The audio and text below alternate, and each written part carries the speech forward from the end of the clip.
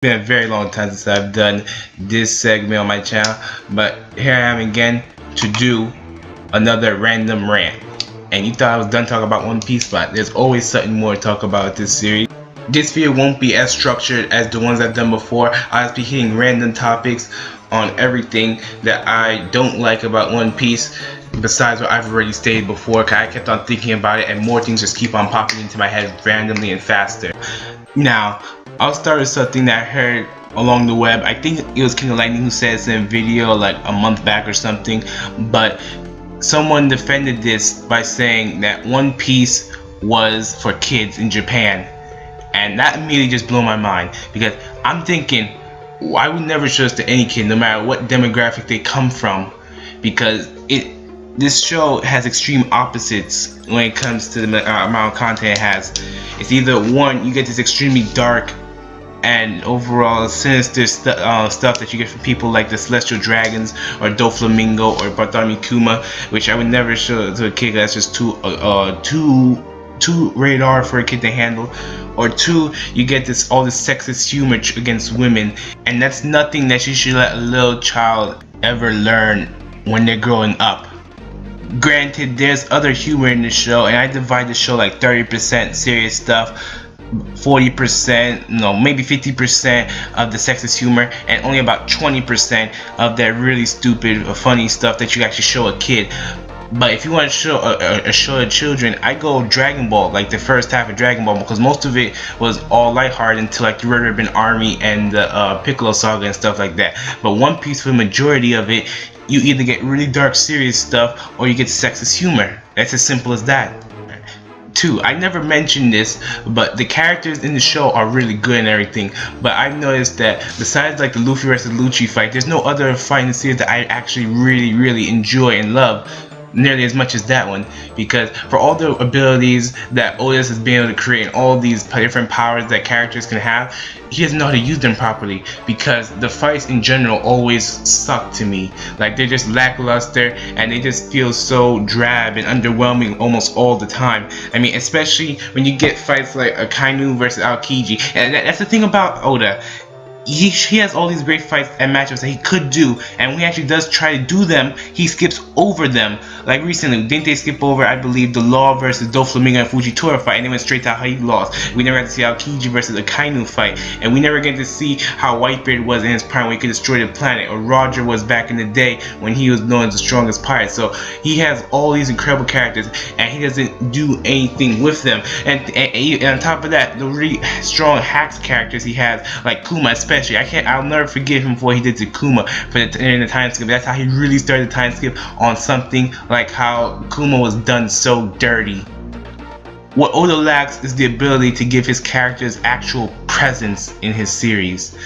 Like in Bleach, every time, especially in the Soul Society, every time a lieutenant or a captain showed up, you felt their presence, and it got you really excited for the fights to come. And you can blame Kubo for a lot of things, but you can't say that he does not know how to draw very entertaining fights out of all of his characters, and he uses them so good. Which is another thing I like to say. Kubo, when it comes to characters, I was explaining how all these guys in One Piece are so epic, but if you looked at my top 50 strong Bleach characters, almost every character on that list is as epic or more epic than all the characters I consider to be good in One Piece, like the Admirals and Mihawk and Kuma and Doflamingo. All of them most of them can easily exceed how epic I think that those characters are. So it's not like I'm giving much to the series anyway by saying that the characters are that good. In the end, all One Piece has is all this hype, but no delivery for that hype. Other shows like Bleach and One Punch Man and even like Claymore and Freezing, they know how to build up their hype, and they almost always deliver on it. Now granted, Kubo does mess up a few times, like how he did the Yami versus Byakuya fight, and Byakuya and Kenpachi, but it's very rare he does that in Bleach where he skips over fights. The only other time I can think of is like maybe when Yamo fought against Kiraku and Ukitake, but that's an okay skip because we got actually a filler fight on that, and it was actually pretty damn good too. With an expansive world like One Piece, Oda puts too much ambition into this series, hoping to have all these characters. And for every single arc, he's introducing all these new characters to do things. But the fact is, he should be using the characters that he had before. Like every character he chooses up until Marineford, those are characters he should stick with. And afterwards into New World, he should just mostly get explanations to like the character's backstory, and only introduce new characters that revolve around the characters from before. Example, Doflamingo. You can introduce, like, he did a New World, so that means he needs a family. Fine, you can give him all the members like Virgo and Monet and Caesar Clown and the rest of the Doflamingo family. That's acceptable. But when you're introducing like all these random guys like Cavendish and Rebecca and people like that, we don't need to see pirates like that. We need expansion of all the dozens and hundreds of characters he already had before. Granted, all of his non-fighter characters, Vivi for the most part, and what's the name, the Kami from Fishman Island, they were expanded on just enough so that we don't feel unsatisfied with them. But these fighters, like I said, they need more time. The last thing I'll talk about is how I've heard people bashing Toshiro from Bleach so much for how he always loses his fights or whatever. But I can honestly say this: when Toshiro fights, he goes up against extremely high-level opponents, or he fights in a way that he's being restricted. For example, when he fought Sholong Kufang, he lost against him. He was losing for most of the time because he had the Gente Kaido, gave him only 1/5 of his strength. When he fought against Luffy, he only got surprise attack, but he actually came back and defeated him with one shot. And especially when he fought against Halle Bell. Halle Bell, I believe, is they have opposing elements, but if it wasn't for that, she could easily beat him. It's only because they're opposites of each other that he managed to hold into that fight for so long. And of course, I don't have to explain why he would lose against someone like Aizen. So considering the people he's fought against who are extremely powerful, or he's been restricted against them, he's done pretty damn good as a character. And even against the fight just now against Basby, he managed to beat him by using his some parts of his new Bankai with the Holification. Hopefully that's permanent. Now I go into One Piece and look at a character like Smoker. He sucks. Smoker, when he went to Logtown, he just barely managed to beat Luffy that time.